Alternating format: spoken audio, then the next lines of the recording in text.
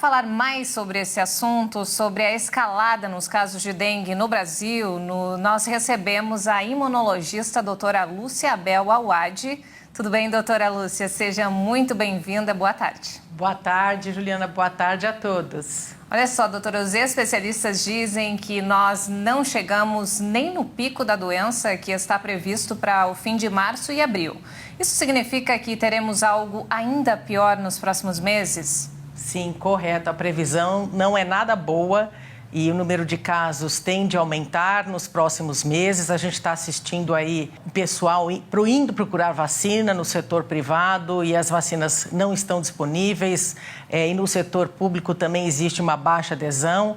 E a tendência é que esses casos aumentem devido à particularidade do tempo, que são chuvas, calor, umidade, que são condições propícias para a proliferação do mosquito. Doutora, nós já passamos de 1.300.000 casos no Brasil, mas pode ser muito mais do que isso, porque há uma subnotificação muito grande.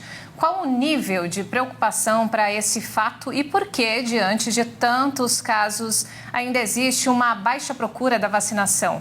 Como você tem visto a escolha desse público-alvo? Perfeito. É que essa subnotificação, ela se dá porque muitas pessoas, aliás, a grande maioria das pessoas que estão infectadas com o vírus da dengue não apresentam sintomas, são assintomáticas. Então, elas não têm sintomas, mas transmitem a doença. Daí, esse grande número de subnotificações. Então, para ter um controle maior da doença, fica muito difícil porque não há registro desses casos. Mas o mosquito continua picando e continua transmitindo a doença para outras pessoas.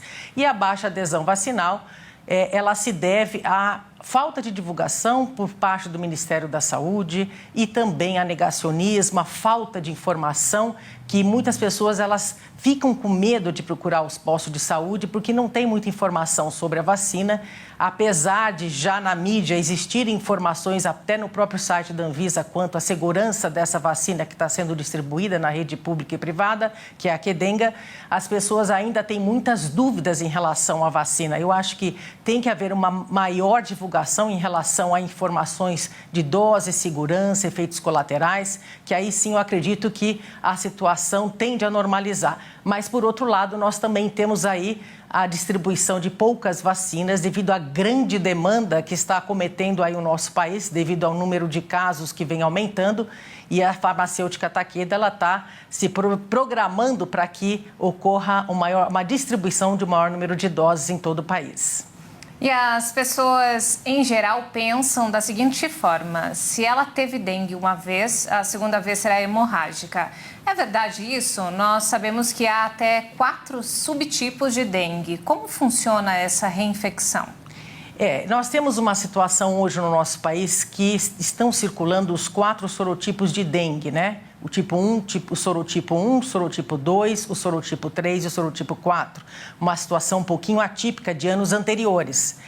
E a maioria das pessoas que já tiveram dengue, elas nem sabem que tiveram dengue e numa segunda exposição, numa segunda infecção, ela pode começar a ter uma resposta imunológica mais diferente, porque o sistema imunológico não entende a resposta imunológica primária que essa pessoa já teve contato com o vírus anteriormente. Então, existe o que a gente chama de reação cruzada imunológica. E a pessoa começa, numa segunda infecção, a produzir anticorpos que acabam atacando vasos sanguíneos e aí comprometendo o processo de coagulação e daí o nome dengue hemorrágica. Mas a dengue hemorrágica, na realidade, ela se trata de uma dengue mais grave, onde você tem aí comprometimentos de alguns órgãos, aumento de fígado, sangramento, queda de pressão, aumento da abdominal. E aí sim esse quadro ele vai se agravando e levando para um estado inflamatório mais importante. Aí sim